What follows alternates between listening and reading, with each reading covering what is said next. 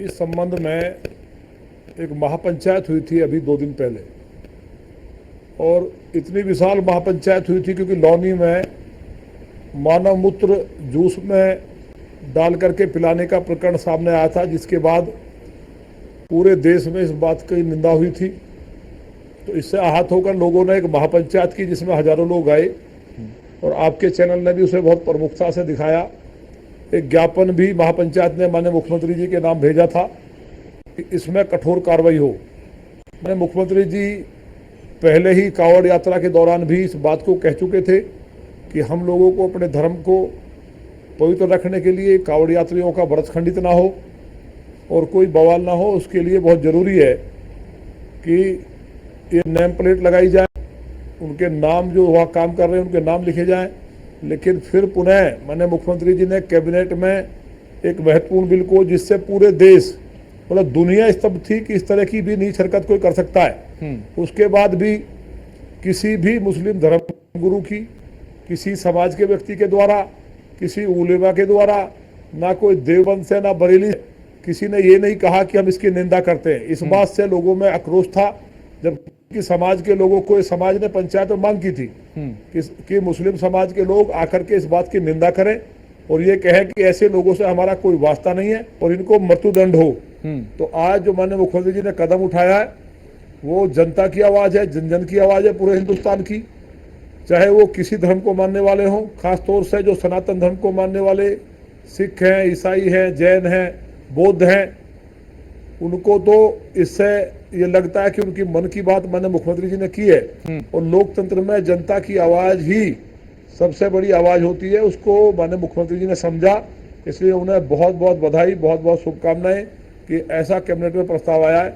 इससे लोगों को अपनी आस्था के अनुसार अपने धर्म को कहीं ना कहीं जो खंडित कर रहे थे उसे बचाने में मदद मिलेगी। और मेरा तो ये कहना है कि ये जो लोग हैं जो इफ्तार पार्टियों में गए होंगे, क्योंकि एक मौलवी ने बताया कि हमारे यहाँ तो थूक मिलाने से बरकत आती है, मतलब ऐसी बात सुनकर के कोई इसी घटिया बात एक मौलवी बोल रहा था टीवी चैनल पे, तो फिर कहीं ना कहीं जो रोजा इफ्तार की पार्टियों में गए होंगे या कहीं ना कहीं मुस्लिमों के जिन्होंने खाना खाया होगा तो उनका धर्म भ्रष्ट हुआ होगा। क्योंकि मंगल पांडे ने, जो मंगल पांडे जी की जो बैरकपुर जेल में कलकत्ता में जो सुअर की चर्बी का कारतूस हटाने के लिए कहा गया, उसके विरोध में उन्होंने अंग्रेज अफसर को मारा और पूरे देश के अंदर इतना बड़ा आंदोलन हुआ, क्योंकि ये देश धार्मिक मान्यताओं से चलता है, उससे धार्मिक भावनाएं आहत हुई और लोग खड़े हुए। 1857 की क्रांति केवल सुअर की चर्बी के कारण हुई थी।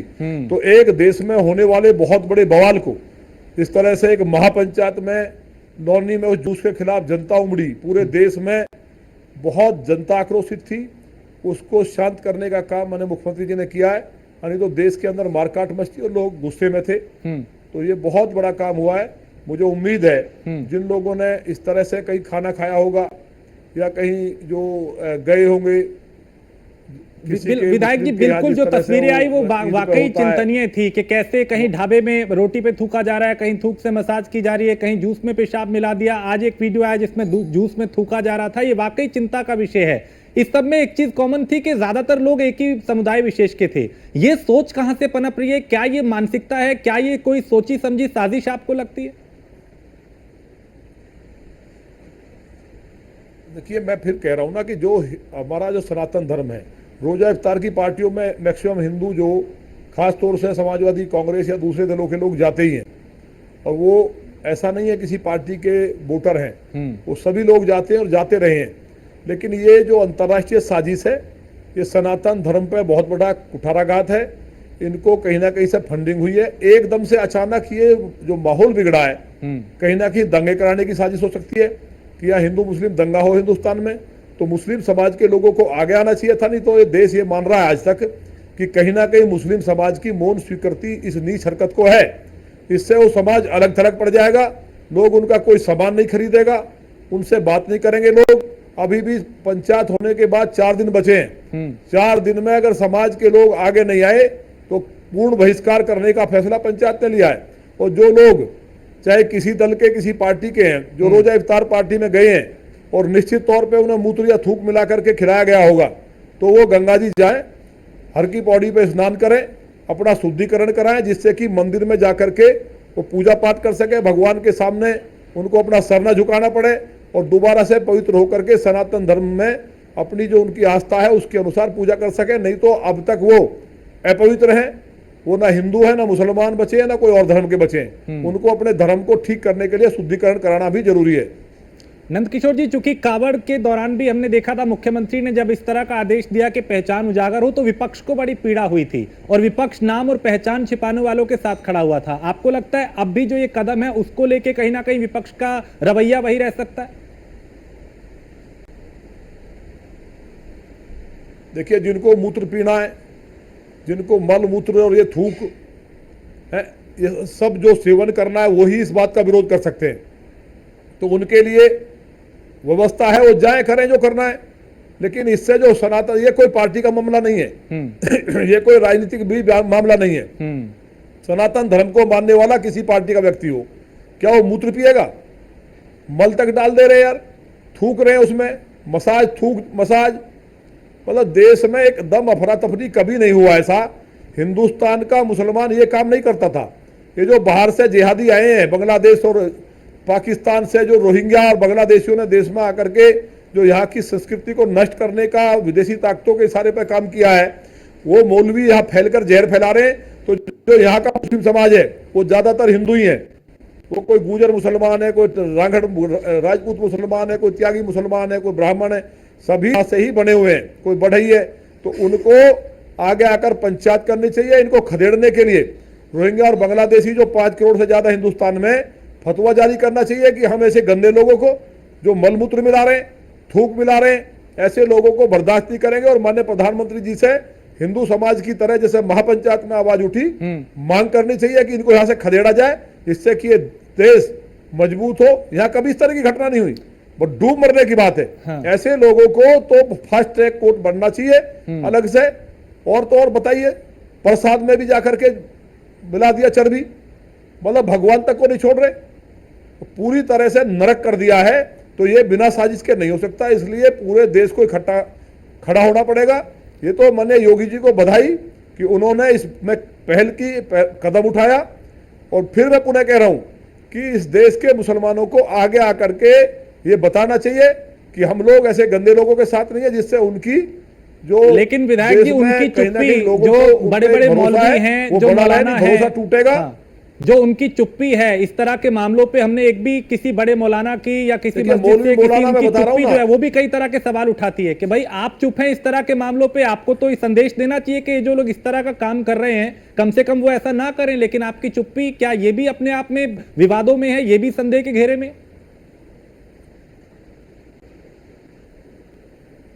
यही पंचायत ने कहा, उसमें कोई पार्टी की नहीं थी, पूरे सनातन धर्म की थी, जिसमें सिख भी थे, कुछ ईसाई भाई भी शामिल हुए और 90% हिंदू समाज के लोग थे, जैन समाज के काफी लोग थे, बौद्ध धर्म को मानने वाले भी लोग थे। उन लोगों ने यही कहा कि हमारे जो है धर्म को इन्होंने भ्रष्ट कर दिया है, इसलिए जो मुस्लिम अगर ये मानते हैं कि ये लोग गलत हैं तो 1 हफ्ते में जवाब दें। अगर नहीं देंगे तो इनके यहाँ से कोई सामान नहीं लेगा, इनसे कोई बात नहीं करेगा, हर प्रकार का सामाजिक बहिष्कार किया जाएगा। इसलिए अभी समय बचा 4 दिन पंचायत की चेतावनी के अनुसार कि ये लोग बड़ी पंचायत करें, बड़ी मीटिंग करके ऐसे लोगों के लिए जो रोहिंग्या बांग्लादेश इस देश में नरक कर रहा है, उन्हें निकालने की मांग, उन पर कार्रवाई की मांग माननीय प्रधानमंत्री जी से करना चाहिए। अन्यथा वो अलग थलग पड़ जाएंगे और उसका परिणाम ये होगा कि लोग बात भी नहीं करेंगे, क्योंकि ये देश धर्म के आधार पर बंटवारा हुआ था। ये देश में जब बंटवारा हुआ तो इसलिए हुआ, जो नेहरू लियाकत का जो समझौता था उसमें यह तय था कि हम हिंदुस्तान में रह करके उनकी, हिंदुओं की, सिख की, जैन की, ईसाई की जो धार्मिक मान्यता है उनका सम्मान करेंगे, उनके साथ रहेंगे, उनके धर्म में किसी तरह का विखंडन नहीं करेंगे, कोई खलल नहीं डालेंगे। लेकिन वो समझौते की बात तो दूर की बात, जो जिस तरह की नीचता हो रही है, चर्बी मिला दी जा रही है प्रसाद में, कहीं थूक डाल दिया जा रहा है, खाने में मांस डाल दिया जा रहा है, एक जगह तो टॉयलेट का वीडियो आ गया। तो ये जो नीचता है इसको समाप्त करने के लिए उन्हें आगाह होना होगा। नहीं आएंगे तो ये पूरा देश इनके खिलाफ खड़ा होगा और ये 20 करोड़ और 120 करोड़, 120 करोड़ एक तरफ होंगे, 20 करोड़ एक तरफ होंगे। और जो धर्म के आधार पर बंटवारा हुआ था उसके अनुसार ऐसा ना हो कि देश गुस्से में आ जाए और इनको बांग्लादेश और पाकिस्तान में खदेड़ने का काम करे। तो नंदकिशोर जी, आपको लगता है योगी आदित्यनाथ के इस कदम से इस तरह के मामलों पर रोक लगेगी या फिर आप और कोई मुहिम भी आगे चलाते रहेंगे? देखिए, निश्चित तौर पे माननीय मुख्यमंत्री जी संत हैं। उन्होंने ये कदम, माननीय सुप्रीम कोर्ट को भी अंदाजा हो गया कि देश के अंदर साजिश के तहत एक बहुत बड़ा बवाल कराने की साजिश है, तो वहाँ से भी निर्णय आएगा। और हमने वहाँ की महापंचायत ने मांग भी की है कि माननीय सुप्रीम कोर्ट स्वतः संज्ञान ले और ऐसे लोगों के खिलाफ कोई गाइडलाइन जारी करे, इनको मृत्युदंड या फांसी की सजा हो। और माननीय योगी जी ने जो किया है वो जनभावना है, केवल उत्तर प्रदेश की नहीं। मुंबई में जूस में पेशाब मिला रहे, दिल्ली में तमाम वीडियो आ रहे, हरियाणा से वीडियो आ रहे, तो ये पूरे देश की जनभावनाओं का सम्मान माननीय मुख्यमंत्री जी के द्वारा किया गया है। आज पूरा देश माननीय मुख्यमंत्री जी पे गर्व कर रहा है, उनको बधाई दे रहा है कि उन्होंने जो डिसीजन लिया है वो जनता की भावना थी और उसमें कुछ ना कुछ जो गुस्सा है, कहीं कुछ शांत हुआ है उनके निर्णय से। अन्यथा जगह जगह देश में मारकाट भी शुरू हो सकती थी। लौनी में ही पंचायत एक बार तो निर्णय ये हुआ कि चलो सब दुकानों में जाके जूस की दुकानों को बंद करो, तोड़फोड़ करो, बड़े मुश्किल रोका गया। तो उन्होंने इस बात को समझा, तो मैंने मुख्यमंत्री जी को बहुत बधाई पूरे देश की जनता की तरफ से, और ये एक ऐतिहासिक कदम है। तो आपको लगता है जिहादी सोच और ये जो थूक जिहाद एक तरीके का चल रहा है, इस पे ब्रेक लगाने का यही एक तरीका है या कुछ और कड़े कदम उठाने होंगे? अभी तो केवल नाम लिखने की बात कही है।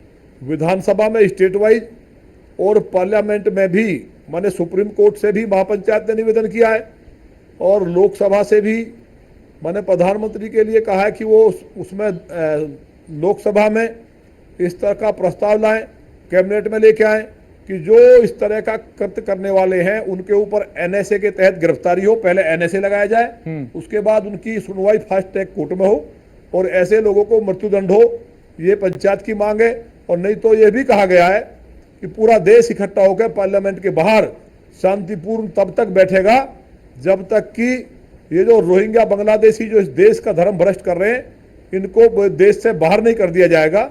ये भी मांग की गई है। तो ये स्थिति ना बने, इसलिए मुझे उम्मीद है कि कठोर कानून भी देश और प्रदेश में बनेगा। और न्यूज़ वन इंडिया के माध्यम से आप क्या संदेश ऐसे लोगों को देंगे जिनकी घिनौनी सोच है और उन मौलानाओं को देंगे जिनके कहने से ये रुक सकता है, उनके लिए और इनके लिए क्या संदेश आप यहां से देना चाहेंगे? मेरा हाथ जोड़ के सभी जो सनातन धर्म को मानने वाले लोग हैं, उनमें चाहे सिख हैं, बौद्ध हैं, जैन हैं और हिंदू समाज के लोग हैं, उनसे निवेदन है कि इसको पूर्ण रूप से जो व्यापार कर रहे हैं लागू करें, जो माननीय मुख्यमंत्री जी ने कहा है। क्योंकि ये कहीं ना कहीं जो कानून है फूड सिक्योरिटी बिल का, उसका भी इम्प्लीमेंटेशन है, तो उसका पालन करें, नेम प्लेट लगाएं और ऐसे लोगों से जो संदिग्ध हैं उनसे जूस ना लें। और जिन लोगों ने कहीं रोजा पार्टी में जाकर के या जूस पी करके, जिनको ये जानकारी है, हमारे यहाँ सनातन धर्म में बहुत गुंजाइश है, धर्म भ्रष्ट होने के बाद उस धर्म के लोग उसको स्वीकार नहीं करते थे। हमारे यहाँ मानता है कि वो हरिद्वार जाए या ब्रजघाट जाए या कहीं जहाँ भी गंगा जी पास में पड़ती है और वहाँ किसी अच्छे ब्राह्मण से शुद्धिकरण कराएं और अपने धर्म में वापिस आए। और ऐसे लोगों से बिल्कुल भी सामान ना खरीदें जो पूरे के पूरे व्यक्ति के जीवन को बर्बाद कर रहे हैं। क्योंकि धर्म ही जीवन का आधार है। जब वही नष्ट हो जाएगा तो उसके बाद उसके पास बचता कुछ नहीं है। बताया ना, केवल धर्म के कारतूस चर्बी के लिए 1857 की क्रांति हुई थी और भी मुगलों के खिलाफ तमाम जंगें इसी बात के लिए लड़ी गई कि वो जबरन किसी को मांस खिलाने की कोशिश की, तो देश के राजाओं ने और वहां की जनता ने खड़े होकर के उनको मुंह तोड़ जवाब दिया, उनको काटने का काम किया, भगाने का काम किया था। तो ये स्थिति ना बने, इसके लिए मेरा आपके चैनल के माध्यम से निवेदन है कि लोग समझदारी से काम लें।